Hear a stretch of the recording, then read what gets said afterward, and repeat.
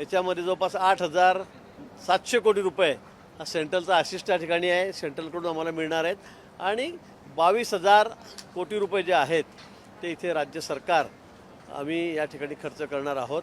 जवळपास 34,000 कोटी रुपये या कुंभमेळ्याचं या ठिकाणी आयोजनासाठी आम्ही या ठिकाणी देणार आहोत आणि मला वाटतं वेळेच्या आत काम करायचे, वेळ तशी कमी आहे, आता 1.25 वर्ष राहिलेलं आहे आणि या 1.25 वर्षामध्ये आम्हाला सर्व कामं पूर्ण करायची आहेत आणि म्हणून सर्व यंत्रणा जी आहे ती कामाला लागलेली आहे। सगळ्या कामाचा आढावा आज कुंभमेळ्याच्या माननीय मुख्यमंत्री महोदयांनी घेतला, सर्व लोकप्रतिनिधींनी या ठिकाणी घेतलेला आहे। काही सूचना होत्या, काही अडचणी होत्या, त्यावर सविस्तर चर्चा या कुंभमेळ्याच्या निमित्ताने शिखर समितीच्या बैठकीमध्ये आज झालेली आहे। प्रामुख्याने जर बघितलं मोठ्या संख्येने भाविक या ठिकाणी येतात, त्यामुळे विशेष लक्ष देण्यासाठी सांगितलं काय नेमकं आहे आणि पाण्यासंदर्भात देखील एक महत्त्वाचा निर्णय काय झालेला आहे। ते प्रयागराजला आपण जर बघितलं तर खूप मोठी गर्दी, प्रचंड गर्दी त्या ठिकाणी कुंभमेळ्यात झाली होती आणि मला वाटतं नाशिकलाही यावेळेला गेल्या वेळेपेक्षा 4 पट 5 पट गर्दी भाविकांची या ठिकाणी होणार आहे आणि म्हणून खूप सतर्कता आम्ही या ठिकाणी घेत आहोत, खूप काळजी आम्ही या ठिकाणी घेत आहोत। कुठे स्टॅम्पेड होऊ नये, चेंगराचेंगरी होऊ नये, त्यामुळे अतिक्रमण काढणे, शहरातले रस्ते हे मोठे करणे, 6 पदरी 3 पदरी करणे, 5 पदरी करणे, 6 पदरी करणे, रस्ते जे त्र्यंबकला येत आहेत, जे नाशिककडे येत आहेत ते सगळे रस्ते आता आम्ही मोठे करत आहोत। नदीतलं पाणी शुद्ध कसं येईल गोदावरीचं यासाठी मोठे आमचे प्रयत्न झाले। जवळपास 2,500 कोटी रुपये खर्च करून आम्ही STP प्लॅन त्या ठिकाणी कार्यान्वित करत आहोत। अनेक कामं आहेत, काही ब्रिज आहेत, पूल आहेत, त्यांची कामं आता आम्ही हाती घेतलेली आहे। रामकुंडावरचं सगळं जे अतिक्रमण आहे ते आम्ही त्या ठिकाणी काढतो आहोत, तो परिसर मोठा करतो आहोत। त्र्यंबकेश्वरला आम्ही आता नवीन कुंड स्नानासाठी त्या ठिकाणी आता तयार केलेला आहे, साधू महंत सर्व त्यांनी संमती दिली आहे की आम्ही त्या ठिकाणी स्नान करू आणि म्हणून कुठले स्टॅम्पेड होऊ नये, हा कुंभ स्वच्छ व्हावा, सुंदर व्हावा आणि सुरक्षित व्हावा यासाठी आमचा सगळा प्रयत्न या ठिकाणी चाललेला आहे आणि म्हणून मला वाटतं त्यानिमित्ताने सरकारसुद्धा अलर्ट मोडवर आहे, अधिकारी अगदी पूर्ण वेळ देऊन काम करत आहेत। जसं जसं अजून वेळ पुढे येईल तसं आम्हाला खूप काम या ठिकाणी करावं लागेल, पण ही सर्व कामं 34,000 कोटीची आम्ही वेळेच्या आतमध्ये या ठिकाणी पूर्ण करू। रिंग रोडचा जो प्रश्न आहे, रिंग रोड हा कुंभमेळ्याच्या आधी पूर्ण होणार का? निश्चित आम्ही ठरवलेलं आहे, जवळपास 7,500 कोटी रुपयाची किंमत आहे, त्यात 3,000 कोटी 3,500 कोटी ही लँड ॲक्विजिशनची आहे, जमिनीचा मोबदलाचा आहे आणि 4,000 कोटी रुपयाचा आम्हाला रस्ता तयार करायचा आहे। आज त्यालाही मंजुरी झाली म्हणजे त्याला टेंडर झालेलं आहे, त्याला वर्क ऑर्डर द्यायची होती। 50% जमीन अधिकृत झाल्याशिवाय ती देता येत नाही। आम्ही आजपर्यंत 60% जमीन त्याला संमती शेतकऱ्यांनी त्या ठिकाणी दिलेली आहेत, मालकांनी दिली, जमीन मालकांनी दिलेली आहेत आणि त्यामुळे आता या कामाचे वर्क ऑर्डर देऊन या कामाला 1-2-3 दिवसामध्ये आम्ही सुरुवात करणार आहोत। सर्वात मोठं काम आपलं हेच आहे, पण त्या परिसरातले जेवढे त्र्यंबकेश्वरला असले जोडणारे रस्ते आहेत सगळ्या भागातून येणारे, मग गुजरातकडून येणारे असतील, मुंबईकडून येणारे असतील, त्या सगळ्यांचं काम आता सुरू आहे आणि हे काम आम्ही सगळं वेळेमध्ये करणार आहोत। नाशिक शहरातली कामं आहेत, तिथले ब्रिज आहेत, रस्त्याचे कामं आहेत, ते आम्ही सगळे सिमेंटचे करतो आहोत। मला वाटतं अतिशय वेगाने ही सगळी कामं सुरू आहेत। कुंभमेळा येईपर्यंत कुठलंही काम शिल्लक राहणार नाही। धनगर समाजाची एक महत्त्वाची बैठक पार पडली, नेमकं धनगर समाजाने वेगवेगळी आंदोलनं देखील आहे ती होताना पाहायला मिळाली होती। आजच्या बैठकीनंतर देखील समाजाचं समाधान झालंय का? नाही, आज धनगर समाज आरक्षणाच्या बाबतीमध्ये माननीय मुख्यमंत्री महोदयांनी बैठक बोलवली होती, तशी विनंती त्यांचे नेते दीपकजी आहेत त्यांनी त्या ठिकाणी केलेली होती आणि आज सविस्तर अशी चर्चा या बैठकीमध्ये झालेली आहे। 16 तारखेला धनगर समाजाचे सगळे आमचे बांधव आहेत ते मुंबईमध्ये या ठिकाणी येणार आहेत आणि त्या निमित्ताने ही विस्तृत बैठक या ठिकाणी झाली। त्या संदर्भात खरं म्हणजे कायदेशीरच मार्ग यातून काढावा लागणार आहे, हा फक्त भावनेवर चालणारा मार्ग नाही आहे आणि म्हणून या संदर्भामध्ये कायदेशीर सगळ्या बाबी आता आम्हाला पूर्ण करायच्या आहेत, त्या पूर्ण झाल्या की मला वाटतं मग कुठलीही अडचण त्या ठिकाणी राहणार नाही आणि म्हणून एजींना सोमवारी मंगळवारी आम्ही जे माजी एजी आहेत, आजी एजी आहेत, साठेसाहेब आहेत, मागच्या काळामध्ये आपले ते एजी आहेत, त्यांना दोघा-तिघांना सोबत घेऊन कायदेशीर काय मार्ग काढतात, कुंभकोणी साहेब आहेत, कुंभकोणी साहेब त्यांना माहिती आहे त्या संदर्भातली आणि धनगर समाजातले 4-5 लोक ज्यांचा अभ्यास मोठा आहे अशा सर्व लोकांना एकत्रित करून त्या ठिकाणी बैठक करणार आहोत आणि त्यातून तात्काळ आता मार्ग, आता फार वेळ लागणार नाही मला वाटतं, पण लवकरात लवकर आम्हाला या संदर्भामध्ये धनगर समाजाला आम्हाला न्याय द्यायचा आहे आणि सर्वांची या बाबतीमध्ये संमती झालेली आहे आणि म्हणून मला वाटतं की लवकरच हा तिढा सुटेल। मध्यान्ह भोजनासंदर्भात एक हां मध्यान्ह भोजनासंदर्भात देखील काही ठिकाणी प्रश्नचिन्ह उपस्थित होताना दिसतात.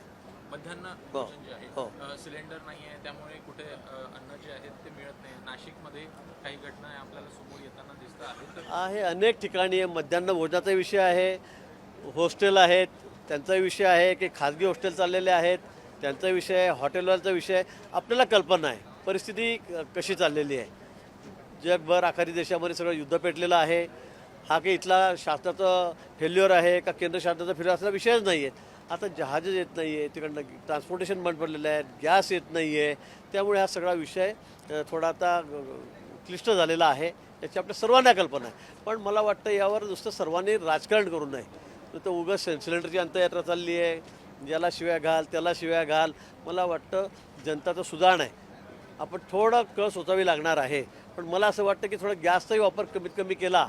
अनेक ठिकाणी गरीब कुटुंब तर विचार तेवढ्यावर चालवतात, पण अनेक ठिकाणी गॅसचा आपण जसा नेहमी वापर करतो त्यापेक्षा जर थोडा कमी केला तर त्याचाही फायदा या ठिकाणी होणार आहे. तो आपण सगळ्यांनी करावा, कारण परिस्थिती देशासाठीच युद्धजन्य आहे. आणि म्हणून मला असं वाटतं की वॉर लेवलवर आपण या ठिकाणी त्या गोष्टीशी लढतो आहोत. पेट्रोल डिझेलच्या बाबतीमध्ये तर कुठे मला वाटतं अडचण येत नाही आहे, येणार पण नाही. आपली जहाजं आता पास होत आहेत, कालही परवा 2 जहाजं आलीत. मला वाटतं गॅसच्या बाबतीमध्ये लवकरच प्रश्न सुटेल. आपले परराष्ट्र मंत्री आहेत, सगळीकडे बोलत आहेत, माननीय पंतप्रधान आहेत, त्या बाबतीमध्ये अतिशय अलर्ट मोडवर आहेत. पण त्या मानाने जगभरामध्ये जे संकट आलेलं आहे त्या मानाने आपण अतिशय सुखी आहोत मी असं म्हणेल. थोडीशी कळ सोचावी लागेल, थोडा त्रास सहन करावा लागेल, पण मला वाटतं आपण सगळ्यांनी सहकार्य करावं, शासनाला करावं, प्रशासनाला. कारण आपला हा देशाचा विषय आहे, हा काही कुठल्या पक्षाचा विषय नाही आहे. आणि म्हणून मी सगळ्यांना विनंती करेल की आपण सगळ्यांनी थोडं सहकार्य करावं. कुठेही काळा बाजार होऊ देऊ नका, फार स्टॉक करून सिलेंडर ठेवू नका. तशी परिस्थिती कुठे येणार नाही की सगळं संपलं आता सगळं बंद पडलं आहे. पंतप्रधान सगळी काळजी घेत आहेत, केंद्र सरकार राज्य सरकार सगळी काळजी आम्ही त्या ठिकाणी घेतो आहोत. काळा बाजार होऊ नये यासाठी सरकारकडून काही महत्त्वाची पावलं उचलण्यात आली आहेत का? कारण की बऱ्याच ठिकाणी असं समजण्यात येते की साठे करून ठेवले जात आहेत, दर दुप्पट घेतले जात आहेत, ब्लॅकने विकले जात आहेत. त्यामुळे हे देखील प्रकार आता पुढे येताना दिसतात. माननीय मुख्यमंत्री महोदयांनी अतिशय कडक सूचना अधिकाऱ्यांना दिलेल्या आहेत, सर्व प्रशासनाला दिलेल्या आहेत, सर्व जिल्हाधिकाऱ्यांना दिलेल्या आहेत की या संदर्भामध्ये कुठेही काळाबाजार होता कामा नये. कोणी असं आढळेल तर त्याच्यावर कडक कारवाई करा. कोणाला स्टॉक करता कामा नये, कोणाला ब्लॅकमेल करता कामा नये, अतिरिक्त भावाने त्या ठिकाणी सिलेंडर विकता येणार नाहीत. या संदर्भामध्ये खूप काळजी आम्ही या ठिकाणी घेत आहोत. आणि मला असं वाटतं की या सगळ्या गोष्टी लवकरच सॉल्व्ह होतील. त्यामुळे मी पुन्हा सांगेल की फार सिलेंडर जमा करून ठेवू नका घरामध्ये. उगाच त्याचा स्टॉक झाल्यामुळे मग इतर लोक जे गरजू आहेत ज्यांच्याकडे खरंच गॅस नाही त्यांनासुद्धा त्रास होतो आहे. मला वाटतं की आपण सगळ्यांनी या ठिकाणी मदत करावी, सहकार्य करावं. हे देशावरचं संकट आहे, हे काही कुणा पार्टीवरचं कुणाच्या वैयक्तिक कुणावरचं संकट नाही, तर हे देशावरचं संकट आहे. आपल्याला काय चाललं आहे जगभरामध्ये, युद्ध कसं पेटलेलं आहे याची सगळ्यांना कल्पना आहे. आणि म्हणून कुठेही याच्यामध्ये राजकारण न करता सर्वांनी सर्व पक्षांनी सुद्धा आम्हाला सहकार्य करावं. कुंभ को लेकर जो है आज शिखर समिति की बैठक संपन्न हुई, क्या विषय इस बैठक में हुए हैं? शिखर समिति कुंभ मेले की हमारी सबसे बड़ी समिति है, जो माननीय उसके अध्यक्ष माननीय मुख्यमंत्री जी है, उसके अध्यक्षता में आज ये बैठक हुई है. इसमें सभी एमएलए है, एमपी है, सभी अधिकारी, सभी डिपार्टमेंट के बड़ी बैठक है. सबसे बड़ी समिति हमारी है. आज करीब करीब 34,000 करोड़ रुपए कुंभ के लिए के हमने दिए हैं. 27,000 करोड़ रुपए मतलब 8-9,000 करोड़ रुपए करीब करीब केंद्र शासन ने दिए हैं, राज्य सरकार ने बाकी सब पैसे दिए हैं. ये कुंभ सबसे अच्छा हो, सुंदर हो, सुरक्षित हो, इसीलिए हमारी ये कोशिश है. और इस कुंभ को लेकर जो भी काम है वो पूरे 1 साल में 1.25 साल में पूरे हो गए. अभी 7,500 करोड़ रुपए का जो हमारा रिंग रोड है नासिक का, उसको भी सम्मति मिल गई है. मुझे लगता है 4-5 दिन में उसकी वर्क ऑर्डर भी हो जाएगी, उसके टेंडर भी हो गए हैं.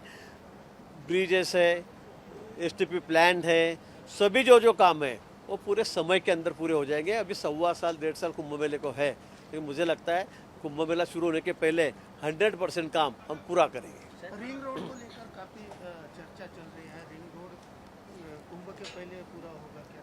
एक बहुत अच्छा निर्णय कुंभ के लिए और नासिक के लिए हुआ है. जो 7,500 करोड़ रुपए खर्चा करके हम रिंग रोड बना रहे हैं, बाहर से जाने वाला मार्ग बना रहे हैं. इससे ट्रैफिक बहुत कंट्रोल होगी. हमेशा के लिए नासिक के लिए एक बहुत बड़ा काम मुझे लगता है ये रिंग रोड के वजह से हुआ है. और ये इसमें 60% करीब करीब लैंड एक्विजिशन का काम हो चुका है, पाइपलाइन में है. अभी 60% किसानों ने जमीन मालकों ने सम्मति दे दी है, इसलिए काम हम 4-5 दिन में इसका वर्कआउट देके शुरू करेंगे। इसका टेंडर हो गया है और उसके बाद ये काम भी 1 साल के अंदर हम पूरा करेंगे। सर लास्ट के 2 सवाल, एलपीजी क्राइसिस जो है वो हम देख पा रहे हैं, किस तरह से आप देख रहे हैं, क्योंकि लोगों में भी काफ़ी ज़्यादा पैनिक मोड है। अभी देख रहे हैं ये संकट देश का संकट है, ये किसी पार्टी का संकट नहीं, किसी व्यक्ति कंपनी का संकट नहीं। पूरा ट्रांसपोर्टेशन बंद है, पूरा आखाती देशों में पूरा युद्ध कैसे चल रहा है ये भी आप देख रहे हैं। तो इसलिए मुझे ऐसा लगता है सबने सहकार्य करना चाहिए, इसमें कोई ब्लैकमेल ना हो, कोई ज़्यादा पैसे ना लो, कोई स्टॉक करके ना रखे। इसके लिए हमें सतर्कता बरतनी है। माननीय मुख्यमंत्री जी ने बहुत कड़े शब्दों में इंस्ट्रक्शन दिया है कि कोई भी इसका काला बाजार ना करे, कोई स्टॉक करके ना रखे, कोई ज़्यादा कीमत से कोई सिलेंडर ना बेचे। और मेरी सबसे विनती है कि थोड़ा हम लोगों ने भी बचत इसकी करना चाहिए। गरीब लोग तो बेचारे उनका तो ज़्यादा कुछ बचत नहीं कर सकते, लेकिन बड़े लोग जो है, मिडिल क्लास है, इन्होंने भी इस गैस की बचत करना चाहिए। आज देख रहे हैं हम लोग स्टूडेंट है, हॉस्टल्स है, उनको भी अभी दिक्कत आ रही है। बहुत सारे लोग हैं, होटल्स में भी अभी दिक्कत आ रही है, सभी जगह थोड़ी दिक्कत तो आ रही है, लेकिन ये राष्ट्रीय संकट है ऐसा समझकर मुझे लगता है कि सबने सहकार्य करना चाहिए, ऐसी मेरी सबसे विनती है। सर अगर बात की जाए एसेंशियल कमोडिटीज़ जो है वो लागू किया गया है देश भर में, किस तरह से आप इस फैसले को देख रहे हैं और महाराष्ट्र सरकार किस तरह से इस सिचुएशन को टैकल कर रही है? नहीं, इसेंशियल कमोडिटी में जो एक्ट इसको लागू कर दिया गया है वो ज़रूरी था। केंद्र सरकार ने ये निर्णय लिया है क्योंकि लोग डर के मारे वो स्टॉक कर रहे हैं, कि जो स्टॉकिस्ट है वो ब्लैकमेल कर रहे हैं, कोई 3-3, 4-4 सिलेंडर क्यों ब्लैक में बेच रहे हैं। तो मुझे लगता है ये बात बहुत गलत है। तो इसी के लिए आज मुख्यमंत्री महोदय जी ने भी आज नहीं 4-5 दिन से, 6 दिन से, 7 दिन पहले से पूरे सभी ऑफिसर्स हैं, सभी डिपार्टमेंट है, उनको इंस्ट्रक्शन दे के रखे हैं, सभी जिलाधिकारी कलेक्टर है उनको इंस्ट्रक्शन दे के रखे हैं कि कोई भी ब्लैकमेल ना हो, कोई भी स्टॉक ना करके रखे। इसके लिए बहुत कड़े इंस्ट्रक्शन हमने राज्य में दे रखे हैं और पूरे देश में प्रधानमंत्री जी ने भी दे के रखे हैं। देश विदेशातील प्रत्येक घडामोडींचे लाईव्ह अपडेट मिळवण्यासाठी आता साम टीव्हीच्या सर्व सोशल मीडिया प्लॅटफॉर्मला लाईक, फॉलो आणि सबस्क्राईब करा। तसंच सर्व नोटिफिकेशनसाठी बेल आयकॉन प्रेस करायला विसरू नका।